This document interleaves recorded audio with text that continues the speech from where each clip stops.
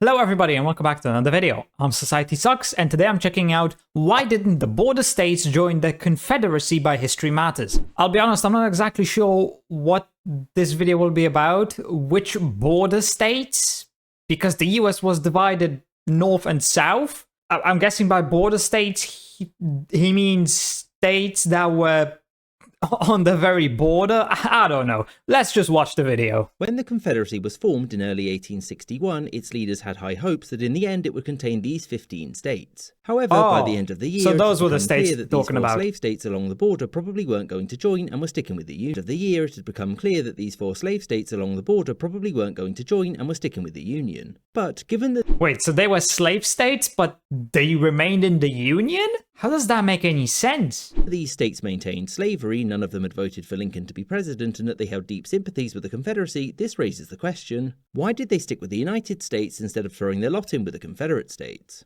So the answer is actually quite complicated, and as you'll have guessed, it's not simply a case of slave states backing secession, because the picture across basically all of the slave states was complicated. Yeah. Abraham Lincoln— Yeah, I do doubt that every single of the slave states wanted to secede, because the United States is most powerful when all the states are a part of it. So seceding just makes it less powerful, technically. So I understand why they wouldn't want to secede. And I'm assuming there's also multiple other reasons as well. during the 1860 election ran on an abolitionist ticket, but it's important to note that within this camp he was seen as a moderate. Lincoln openly opposed the expansion of slavery, but made it clear that he believed that the federal government didn't have the right to abolish slavery everywhere, and that even if it could, he wouldn't want it to. Now, most slaveholders didn't believe him, and so backed the Democratic Party, which had historically supported slavery in the southern economies that relied on— Yeah, that's one thing that I think many people forget about. The US Civil War wasn't about slavery.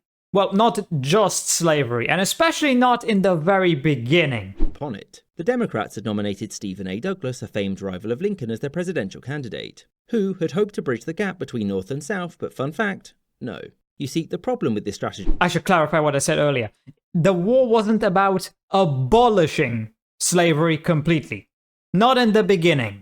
was that a certain James Buchanan was still the president, and he wasn't a fan of Douglas or his pushing of popular sovereignty. The idea that a state's population should be the one to decide on whether to allow slavery in said state or not. As such, Buchanan and other slave-owning Southern Democrats boycotted the nomination vote. They then decided to select their own nominee and went with John C. Breckinridge, who campaigned on guaranteeing the rights of slave owners on a federal level, and hinted that slave states maybe wanted to secede if he lost. Now, you'd think that splitting the pro-slavery vote in two would slave states maybe— There's more slave states in the West, which were not part of the Union. he wanted to secede if he lost. Now, you'd think that splitting the pro-slavery vote in two would be a bad idea. But they weren't done yet. A fourth candidate, John Bell, was put forward by the Constitutional Union Party, whose policy platform was basically slavery good, secession bad. To the surprise of absolutely nobody, the unified anti-slavery Republican vote won the election, and Abraham Lincoln was on his way to the White House. And across many states, the election was actually quite close. After the election and Lincoln's triumph, it was time for secession. These states, either by legislative votes or by referenda, all chose to eventually secede from the United States, despite some of them only having been there for 5 minutes. Across the border states, there was a lot of arguing about whether or not they should stay or go.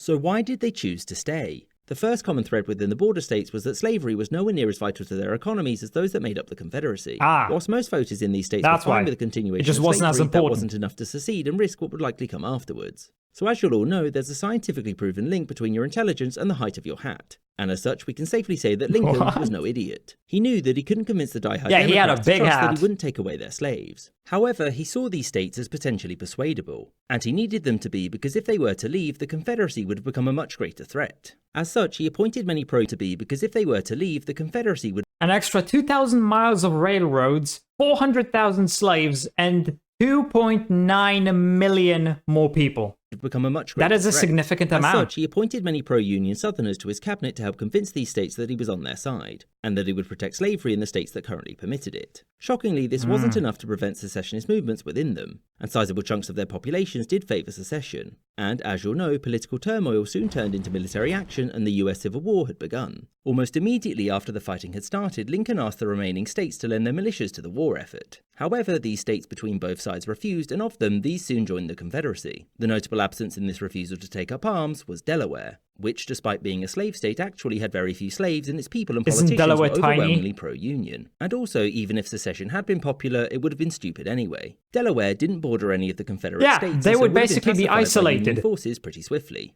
Anyway, Kentucky, Missouri, and Maryland all quickly declared their neutrality. Many there wished to remain in the Union, but had no intention of taking up arms because they didn't want to fight their fellow Americans. And more selfishly, doing so would place them on the front lines of the war, and nobody wanted that. So Maryland was right next to the capital, and so obviously was a state that both the Union and the Confederacy wanted on side. The population there was very divided on what to do, and so, riots. Thomas Holliday Hicks, the pro-Union governor there, soon caved to pro-Confederate voices pushing for a convention on secession, and so Hicks chose to hold it here in a small pro-Union town. And when many secessionist legislators arrived to have their say, they were soon arrested, and it was decided by those who remained that Maryland would remain in the Union for now, but it would also refuse the passage of federal troops through the state. This outcome wouldn't matter. I mean, if Maryland did secede, then the capital would already be surrounded. Matter much, because President Lincoln had declared martial law across Maryland, the legality of which was very dubious, but Lincoln had a war to win. And often, things like legal precedent go out of the window during... Once a war starts, the line between legal and illegal shifts.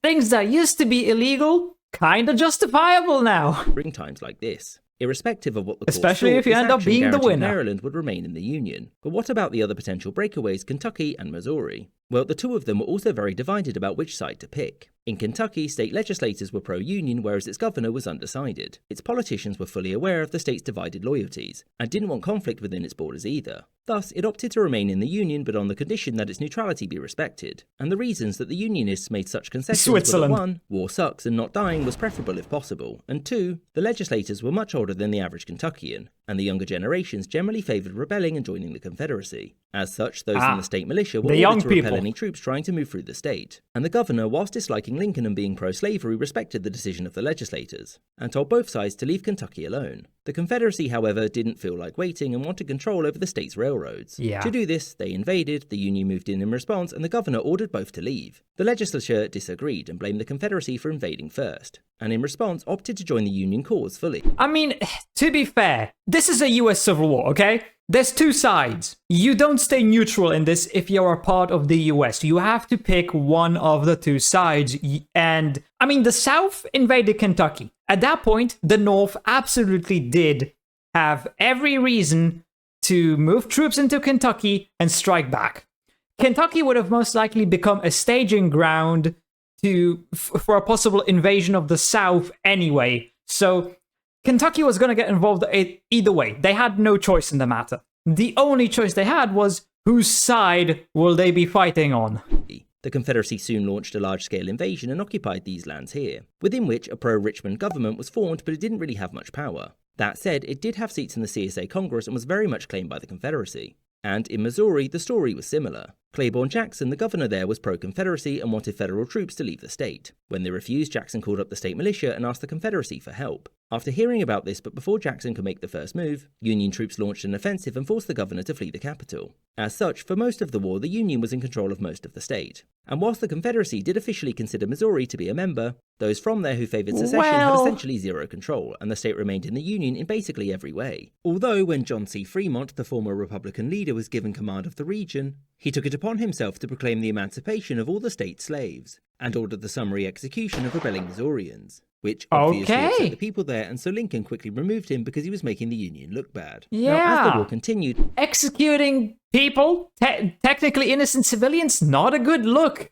for the good guys. I put it in quotations because there's no good guys or bad guys here. They all have their flaws. Pro-secessionist groups still existed in these border states, but obviously they never left the Union for several reasons. They probably didn't get much power. The first and most obvious is that the Union controlled the legislatures of the state, and pro-Confederacy individuals within state governments were either arrested or fled, and thus were stripped of their offices. They were promptly replaced by pro-Union politicians who obviously weren't going to call a convention on whether or not to leave. And so any attempts to join the Confederacy were immediately seen as illegitimate, and it's not like they could just wait for the next election.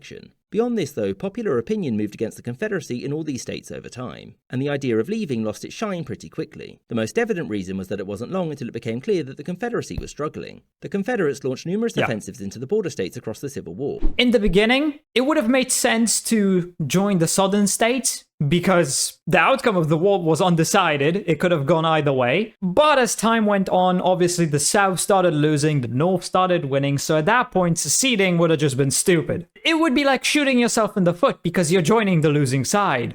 But all of these failed, meaning that pro-union politicians still remained in charge. And when the European powers refused to recognise the CSA as an independent nation, most people saw the writing on the wall. Furthermore, even beyond the losing thing, some of the Confederate States' terms of membership were seen as a bit too restrictive. Whilst many states felt that their rights were being infringed by Washington, Richmond was also quick to centralise power during the war. For example, states within the CSA were forbidden from ever abolishing slavery, irrespective of whether or not their populations changed their mind, which for the border states and their ever-declining enslaved population was seen as an inevitable future problem. And to complicate things, there was no clarity on whether or not a state could legally secede from the Confederacy, or if it was simply stuck there forever. Also, Jefferson Davis's government introduced a national draft, which meant that the individual states had no say on whether or not I mean, I feel like all of those things would have been clarified once the war was over. So if the southern states actually won the war, their men would fight, which they had previously been able to do in the Union, although Lincoln would soon do the same. By 1864, it was painfully obvious that the Confederate States had lost, and so it was mostly a matter of time before they realised it too.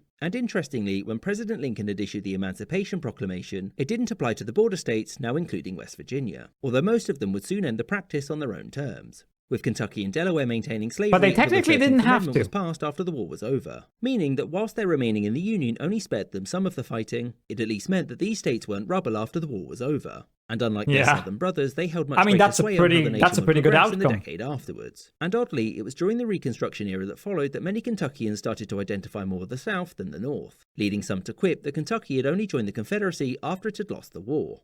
I hope you enjoyed this. So the reason they didn't join is because Delaware wasn't a bad spot. So even if they did join, they would have been overrun, or at least surrounded from the very start. So stupid thing to do. And the other states, well, they just either wanted to stay neutral, which they didn't get to do. They had to be involved one way or another. And the northern states ended up controlling most of those border states. So yeah. Ah, yes, the US Civil War. A war that was about slavery. Even though we're all slaves to our own respective governments when you really think about it, who do you pay taxes to? Your government. You're basically their slave. Yeah, anyway, I don't have more to say about this. I'm not an American, so I'm not that interested in US history, but this was cool to know, I guess. So anyway, I hope you enjoyed the video. If you did, please consider subscribing and leaving a like. If you want to see more reactions, check out this video right here, and with that, I'll see you in the next video.